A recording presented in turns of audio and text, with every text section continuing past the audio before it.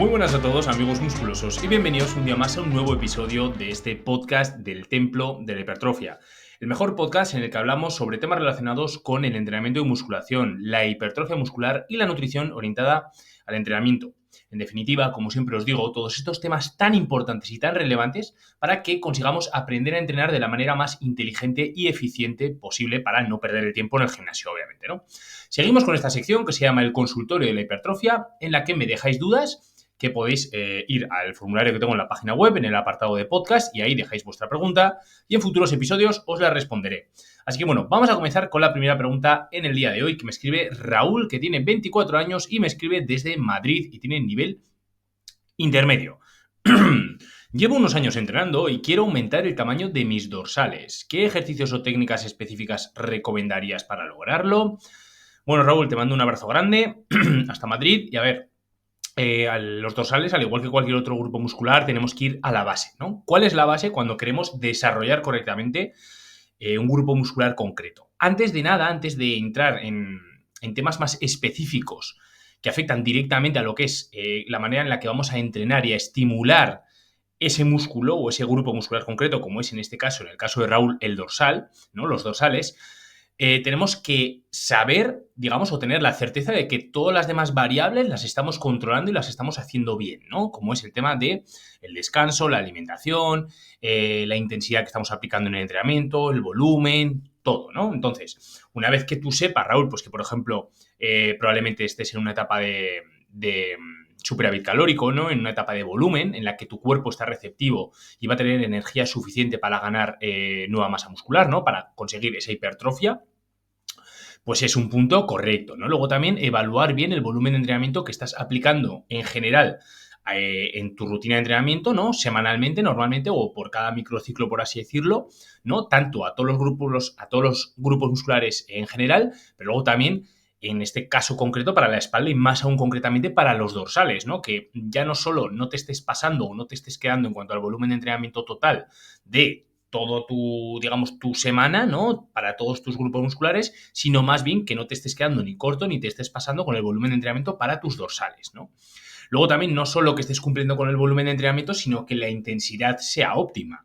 Porque si tú, por mucho volumen de entrenamiento que estés aplicando, realmente la intensidad que aplicas no es suficiente y te estás quedando muy lejos del fallo muscular, también es un punto negativo que va a provocar que probablemente no desarrolles correctamente los dorsales, ¿no?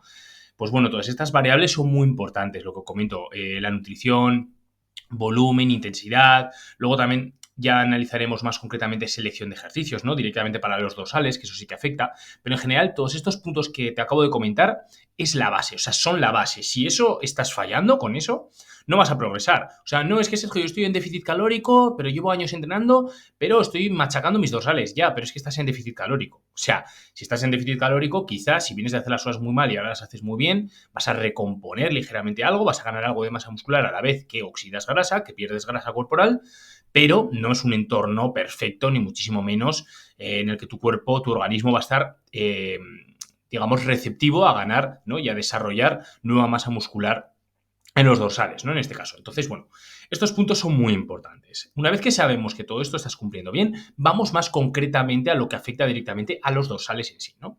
Vamos a ver, primero, selección de ejercicios. Si queremos estipular, digamos, o establecer una selección de ejercicios correcta, tenemos que ir a la base, como he comentado antes, ¿no? ¿La base cuál es? Vale, quiero desarrollar los dorsales. ¿Cómo se desarrollan los dorsales, no? ¿Qué funciones principales llevan a cabo los dorsales? ¿Cuándo se contraen? Bueno, pues principalmente son dos funciones. Una es la extensión de hombro y otra es la aducción de hombro, ¿vale? Esas son las dos funciones principales. A partir de ahí ya podemos incorporar unos ejercicios u otros, unas variaciones u otros, con distintos tipos de angulaciones, colocándonos con digamos, realizando el ejercicio de manera más vertical, como puede ser un jalón o unas dominadas, o de manera más horizontal, ¿no? Como puede ser un remo. Luego también dependiendo del agarre que cojas también va a cambiar, ¿no? Pero en definitiva tú tienes que pensar, vale, mediante la extensión de hombro y la aducción de hombro es como mejor voy a desarrollar mis dorsales y como mejor los voy a estimular, ¿no? Entonces, a raíz de ahí lo que yo te recomiendo es que escojas los ejercicios que escojas, es súper importante que realices una técnica correcta. Porque si realizamos una técnica incorrecta, como veo yo a mucha gente, que por ejemplo hace remo con barra, que es un ejercicio complicado, es un ejercicio en el que tenemos muchísima inestabilidad Y no es fácil conseguir un estímulo adecuado. Si encima se ponen más peso del que pueden y se aprovechan de inercias y balanceos y demás, no van a desarrollar correctamente los dorsales, ¿no? Además, en este caso remo con barra, ¿vale? Sí, lo hacemos específicamente como más para el dorsal, ¿vale? No tanto para la parte alta de la espalda, ¿no? Con los brazos un poquito más cerrados, los codos pegados a los costados, ¿no? Y demás, ¿no? Llevando un poco la barra más pues hacia el ombligo y no tanto como hacia, digamos, los pectorales, ¿no? Que ahí ya estaríamos trabajando más bien lo que sería una aducción escapular, digamos, ¿no? Y entonces ahí estaríamos más trabajando más que en sí un ejercicio propio para el dorsal, más específico sería para la parte alta de la espalda, ¿no? Para los trapecios, romboides, redondos, todos estos músculos de la parte alta de la espalda, ¿no? Entonces, partiendo de esa base de realizar extensiones de hombro y aducciones de hombro, ¿vale? Yo te recomiendo que incorpores algunos ejercicios, tanto, digamos, lo que es más una tracción vertical como una tracción horizontal. ¿Qué quiere decir esto? Tracción vertical, tienes diferentes opciones. Puedes realizar cualquier tipo de tracción en máquina, pero vertical, ¿no? Lo que sería un movimiento parecido a lo que es un jalón al pecho en polea, ¿no? Pero lo puedes realizar o bien en una polea, lo puedes realizar en una máquina que tenga un movimiento muy similar, o también puedes realizar dominadas. A mí, por ejemplo, las dominadas siempre me han gustado mucho. Las he tenido que ir dejando muchas veces y he preferido pasarme al jalón porque al tener en las dominadas o me ponía lastre o sacaba demasiadas repeticiones. Entonces, a mí me gusta entrenar siempre a unas 5 o 6 repeticiones y luego ya aplicar técnicas de alta intensidad, ¿no? Pero como no tenía, en este caso, en algunos gimnasios, lastre para ponerme a hacer solo 5 o 6 repeticiones en la primera serie de dominadas, pues me pasaba al jalón, que ahí sí que podía ponerme, pues prácticamente toda la máquina me ponía para sacar unas 5 o 6 repeticiones, ¿no? Pero lo que te comento, es importante que sí o sí hagas una tracción vertical.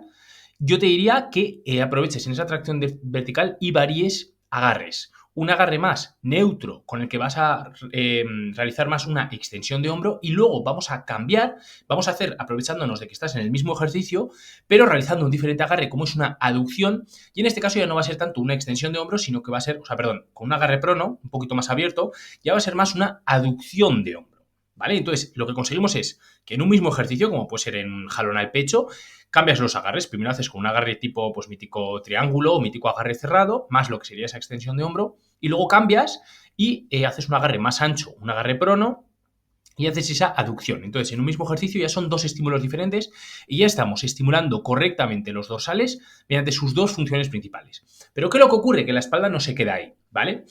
Realizando únicamente esos dos ejercicios o ese mismo ejercicio, pero con esa variación, está muy bien, pero sí que es verdad que lo interesante en la espalda es trabajarla desde diferentes angulaciones, ¿no? Atacarla desde diferentes ángulos. Disculpad, que tengo un poco la garganta regulera. Vale, a ver, lo que os comentaba, ¿no? Lo que te comentaba, Raúl. Lo que tenemos que hacer es, aparte del jalón, tenemos que trabajar también, por ejemplo, algunos remos, ¿vale? También lo que puedes hacer es, por ejemplo, en el jalón es inclinarte un poquito más hacia atrás, extender un poquito más la cadera para, en lugar de estar completamente realizando una tracción vertical, ya sería una tracción intermedia entre lo que sería una tracción vertical y una tracción horizontal, ¿no? Inclinándonos un poco hacia atrás. De hecho, lo ideal sería trabajar con una tracción completamente vertical, luego en esa posición que estás un poco echado hacia atrás y luego ya remos, ¿vale? Pero bueno, tampoco hace falta todas, ¿no? Pero yo recomiendo sí o sí la tracción vertical y lo que puedes hacer aprovechando ese mismo ejercicio, que es lo que yo suelo hacer en la tracción vertical, es algunas series hacerlas completamente paralelo, ¿no? O sea, digamos, lo que es una tracción vertical y alguna serie, pero con los mismos agarres que te he comentado anteriormente, inclinarte un poco hacia atrás, unos grados, ¿no? Con eso ya vas a conseguir atacar el dorsal en diferentes zonas, por así decirlo, ¿vale? Lo que consigues con esto es no machacar continuamente las mismas fibras, sino que ya estamos atacándolas desde diferentes puntos. Entonces, si la dirección de la fuerza es diferente, porque nos estamos inclinando un poquito hacia atrás, ya estamos consiguiendo repartir el estímulo por más partes del dorsal. ¿Me explico? Pues a veces enfatizarás más las fibras de la parte más superior, otras de la parte media, otras de la parte inferior, depende cómo te coloques, ¿vale? Pero en sí ya estamos consiguiendo repartir ese estímulo por más partes del dorsal. Lo que va a provocar eso es que te recuperes antes y puedas volver a estimular y a volver a realizar otra sesión enfocada en el dorsal sin que pasen tantos días, ¿no? Me explico con este punto, es lo interesante. Mucha gente lo que ocurre es que, incluso haciendo varios ejercicios, realmente está haciendo un patrón de movimiento muy similar, está estimulando el dorsal en las mismas zonas, y además los perfiles de resistencia de sus ejercicios son los mismos y lo que ocurre es que estás continuamente machacando las fibras de una única parte del dorsal o principalmente esas fibras y luego otras las estás tocando, pero no tanto. las de una zona u otras, ¿no? Entonces, lo que ocurre con eso es que has machacado tanto, has saturado tanto esas fibras que vas a necesitar varios días para que se recupere correctamente el dorsal. Sin embargo, si repartimos un poco el estímulo, pues va a ser mejor, ¿no? Esto lo podríamos extrapolar, esta idea, a que imagínate que tú vas al gimnasio y únicamente entrenas los dorsales. Solo entrenas los dorsales y no entrenas ninguna otra parte del cuerpo, ¿no? Pues ¿qué va a ocurrir? Que vas a necesitar, no te vas a recuperar bien, ¿me explico? Vas a necesitar muchísimos días para recuperarte. Eso es lo mismo que si tú, imagínate que el dorsal por completo es como todo tu cuerpo y pues que al igual que en todo tu cuerpo tú repartes el estímulo por diferentes músculos, dentro del dorsal también tienes que intentar eso, no machacar solo las fibras de una única parte, de una única zona, sino más bien repartir el estímulo, ¿vale? Espero que se entienda este punto porque es muy interesante. Entonces, bueno, esa sería la función. Y luego en remo, lo que sería, pues, hacer con un agarre neutro, con los codos pegados al cuerpo y, pues, también trabajar lo que sería remos, ¿no? Lo que serían tracciones horizontales. Y ya está, Raúl, no tendrías más. Si tú haces bien eso, te preocupas de que te estás recuperando bien, lo que comento de no pasarte con el volumen, con la intensidad, pero tampoco quedarte corto, estar en una etapa de superávit calórico, etc., etc., vas a progresar sin ninguna duda. Lo que sí que te recomiendo es que si quieres progresar un poquito más en el dorsal y desarrollarlo un poco más y darle prioridad con respecto a otros grupos musculares, lo que sí que tienes que hacer es intentar por ejemplo, en alguna temporada, ¿no? Por ejemplo, en un mes o en 2 meses o en 3, ¿no? Durante 3 meses o 2 meses, oye, voy a priorizar, o durante toda la etapa de volumen, voy a priorizar el dorsal.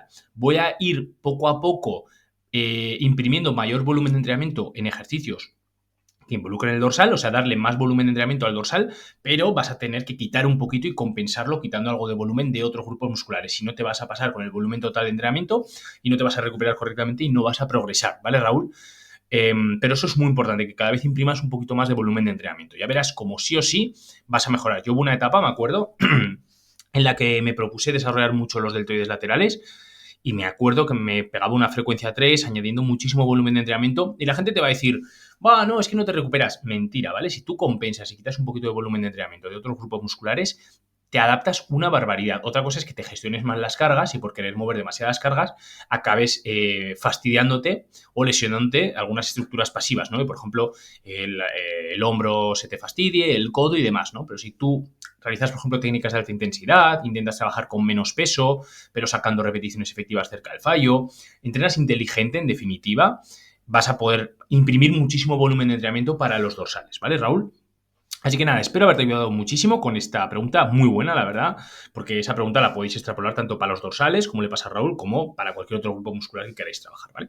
Así que bueno, vamos a la segunda pregunta en el día de hoy que me escribe Fernando, que tiene 30 años, me escribe desde Lima, a nivel principiante. Mi pregunta es sobre los calentamientos específicos. ¿Cómo debería calentar para ejercicios pesados como el peso muerto o el press de banca? Bueno, Fernando, te mando un abrazo grande hasta Lima y a ver, el tema de los calentamientos no es nada del otro mundo, ¿vale? Es bastante sencillo. Lo ideal para los calentamientos, lo que siempre comento.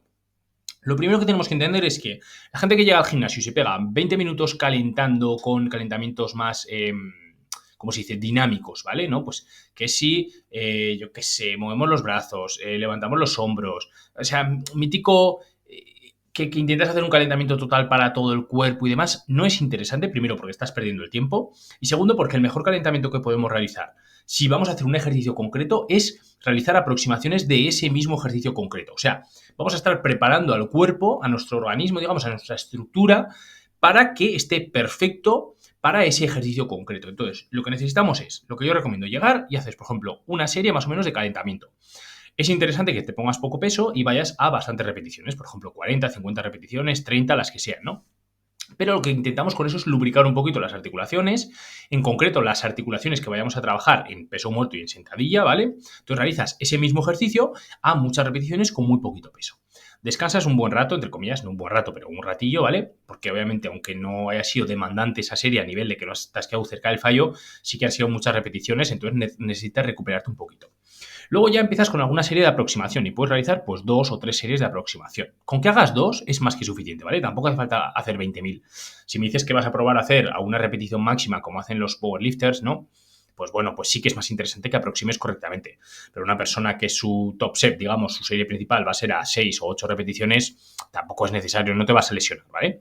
Entonces haces una serie o 2 de aproximación y en este caso ya sí que te vas poniendo un peso más cerquita a lo que sería tu top set, pero siempre intentando quedarte lejos del fallo, ¿vale? Yo, de hecho, te recomiendo que te quedes incluso más lejos de un RIR 5 para no malgastes, digamos, nada de recursos tuyos energéticos de esa sesión en sacar ya alguna repetición efectiva, sino quédate pues a un RIR 5, que ya es un buen calentamiento, unas buenas aproximaciones, y luego ya entras a darle caña a la top set, ¿no?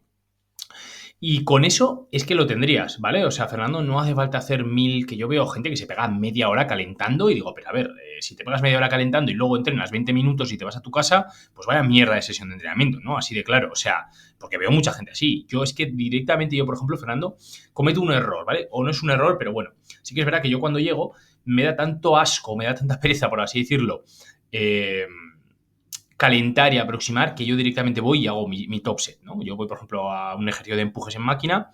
Claro, a ver, yo hago esto también porque yo entreno muchas veces en máquina. Si yo entrenase con pesos libres, por ejemplo, una sentadilla libre, pues no me pondría del tirón a hacer la top set porque probablemente te acabes lesionando, ¿vale? Entonces, como mínimo haría un par de series y demás. Pero yo, como muchas veces hago ejercicios en máquina, ¿no? Como un ejercicio de empuje, yo llego y hago mi top set. ¿Qué es lo que ocurre? Que yo, como no caliento ni aproximo, ya no solo es el que te puedas lesionar, es que yo no he preparado a mi sistema nervioso central para afrontar esa serie con el mejor rendimiento posible, ¿vale? Digamos que el sistema nervioso central requiere de que tú lo estimules un poquito previamente, ¿no? ¿Cómo vas a conseguir eso? Con alguna serie de aproximación. ¿Qué es lo que ocurre? Que entonces mi rendimiento en esa top set, en esa primera serie, no es tan bueno como si yo hubiese aproximado, pero sí que es verdad que luego cuando hago la segunda serie, como no...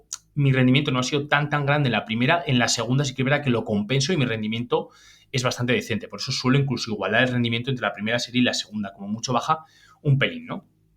Pero al final, por eso te recomiendo, Fernando, que en las series de aproximación también es interesante para un poquito preparar a tu sistema nervioso para esa serie, ¿vale? Para esas series ya y ese entrenamiento que te vas a pegar. Pero vaya, lo que te digo, en peso muerto o press de banca, pues eso, yo llegaría y haría las series que tengas que hacer, pero de ese mismo ejercicio concreto. ¿Vale, Fernando? Así que nada, también espero haberte ayudado muchísimo y damos por finalizado el episodio de este podcast de hoy.